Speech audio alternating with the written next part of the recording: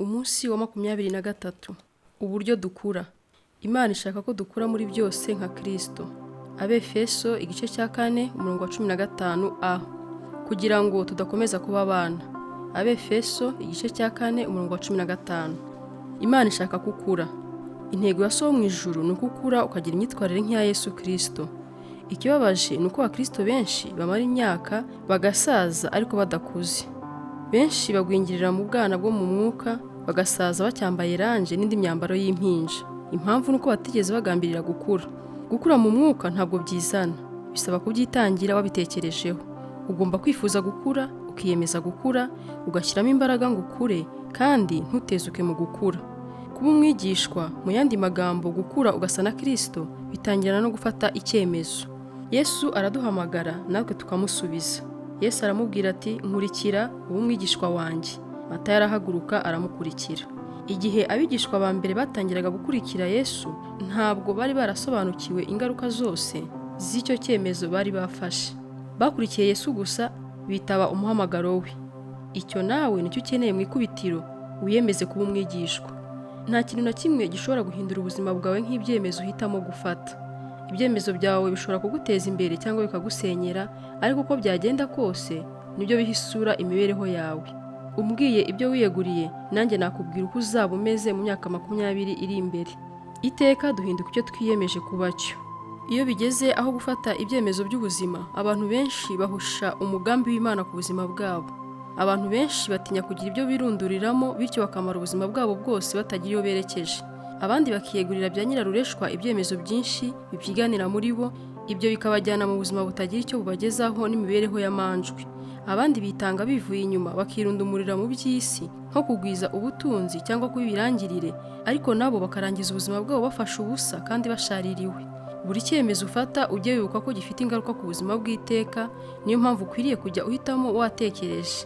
Petero aratuburira ngo nuko ubwo ibyo byose bizayenga, yemwe uko dukwiriye kuba abantu bera kandi twubaha Imana mu ngeso zacu. Uruhare rw'Imana n'uruhare rwawe. Gusa na Kristo biva mu gufata ibyemezo nk'ibyo Kristo yafata no kwishingikiriza ku Mwuka Wera ngo agufashe gusohoza ibyo byemezo. Iyo wiyemeje ubikuye ku mutima gusa na Kristo, ugomba gutangira kwitwara mu buryo bushya.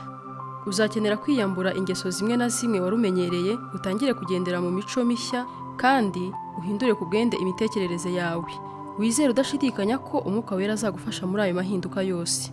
Bibiliya iravuga ngo musohoze agakiza kanyu mutinya muhinda imishyitsi, kuko Imana ari ibatera gukunda no gukora ibyo yishimira. Uyu murongo utwereka neza ibice bibiri biranga gukura mu mwuka, ibyo mukora n'ibyo Imana ikorera muri mwe. Hari uruhare rwawe, hari n'uruhare rw'Imana. Gukura mu mwuka ni umurimo w'ubufatanye hagati yawe n'Umwuka Wera. Umwuka w'Imana akorana natwe, ntabwo akorera muri twe gusa. Uyu murongo wandikiwe abizera ntabwo uvuga uburyo bwo gukizwa, uvuga uburyo bwo gukura. Ntabwo uvuga ngo ukore kugira ngo ubone agakiza, kuko ntacyo ushobora kongera ku byo Yesu yarangije gukora. Iyo ukora imyitozo y'umubiri ntabwo uyikora kugira ngo ugire umubiri, ahubwo uba ushaka gukomeza umubiri ufite. Iyo baguhaye igishushanyo gisandaye bakagusaba kugiteranya, ntabwo urema igishushanyo gishya, uteranya ibice baguhaye. Abahinzi bakora mu mirima ntabwo baba bahanze umurima mushya, ahubwo batunganya uwo bafite. N'Imana yaguhaye ubuzima bushya, umurimo wawe ni ukuwuteza imbere, utinya uhinda umushyitsi. Ibyo bikubwira ko ugomba kwita ku gukura kwawe. Iyo abantu batita ku gukura kwabo mu mwuka, byerekana ko batumvise neza ingaruka zabyo ku bugingo bwabo bw'iteka, nk'uko twazibonye mu gice cya 4 n'icya 5. Guhindura imitekerereze yawe. Kugira ngo uhindure ubuzima bwawe, ugomba kubanza ugahindura uko utekereza. Buri kintu cyose ukora kiba cyubakiye ku gitekerezo. Buri myitwarire ishingira ku bintu wemera, kandi buri gikorwa kiva mu buryo ubona ibintu. Ibyo Imana yabishuye kera cyane mbere y'uko abahanga mu myitwarire y'abantu babyandika. Witondere cyane ibyo utekereza mu mutima wawe, kuko ubuzima bwawe buva mu bitekerezo byawe. Ubwato bwa moteri kenshi bugira icyuma cyitwa autopilot gituma bushobora kwiyobora. Tekereza rero ugiye mu bwato mu nyanja babushyize muri autopilot ibwerekeza iburasirazuba. Uramutse ushatse guhindura aho ugana ngo werekeze iburengerazuba, hari ibintu bibiri ushobora gukora. Icya mbere ni ugufata direkisiyo yabwo ukabuhata ukabwerekeza aho ushaka hatandukanye n'aho ya autopilot yabwerekezaga. Icyo gihe ubwato buzajya aho ushaka, ariko uzakomeza kumva ushaka gusubira aho bwari bwerekejwe mbere. Amaboko yawe nananirwa ukarekura direkisiyo, uzajya kubona ubone burahindukiye, bwongere burebe burasirazuba, kuko mu ikubitiro niho bwari bwerekejwe n'icyuma kiri mu bwato. n'icyuma kiri mu nda yabwo. Uko niko bigenda iyo ugerageje guhindura ubuzima bwawe mu mbaraga zawe bwite. Uba uvuga uti ngiye kwirimaho amahata, njye ndya bike, nongere imyitozo ngororamubiri, mve mu kajagari no gukererwa. Ni ukuri bene ibyo byemezo bwite bishobora kuguha ihinduka ry'igihe gito, ariko birakomeza bikakurushya mu mutima kuko uba utakemuye ikibazo cy'ukuri kiri muri wowe. Bene uko guhinduka ntabwo uba wumva kujyanye n'uwo uri we, bityo amaherezo ukabivamo ukisubirira mu kamenyero ko kurya cyane ndetse no gukora imyitozo ukabihagarika. Mu gihe gito ugasubira mu migendere yawe ya mbere. Uburyo bwiza kandi bworoshye ni ubu: uhindure autopilot yawe, uhindure uburyo utekereza. Bibiliya iravuga ngo mureke Imana ibahinduremo umuntu mushya, ihindura uburyo mutekereza mu mitima yanyu. Intambwe ya mbere yo guhinduka kwawe mu mwuka ni ugutangira guhindura uburyo utekereza. Guhinduka iteka bitangira mu bitekerezo. Uburyo utekereza nibwo butegeka uburyo wumva umeze, kandi uburyo wumva umeze nabwo butegeka uburyo witwara. Pawulo yaravuze ngo mugomba guhinduka bashya mu mwuka no mu bwenge bwanyu. Kugira ngo use na Kristo ugomba gutekereza nka Kristo. Uko guhinduka, isezerano rishya rikwita kwihana. Mu rurimi rw'Ikigiriki ijambo bakoresha rivuga guhindura imitekerereze. Uba wihannye igihe cyose uhinduye uburyo watekerezaga, ukabusimbuza uko Imana itekereza kuri wowe ubwawe, ku cyaha, Imana, abandi, ubuzima, uko ejo uzamera n'ibindi byose. Icyo gihe ureka ibyawe ugafata uko Kristo atekereza n'uko abona ibintu. Dutegekwa gutekereza nk'uko Kristo Yesu yatekerezaga. Hari ibice bibiri muri uwo murimo wo guhinduka.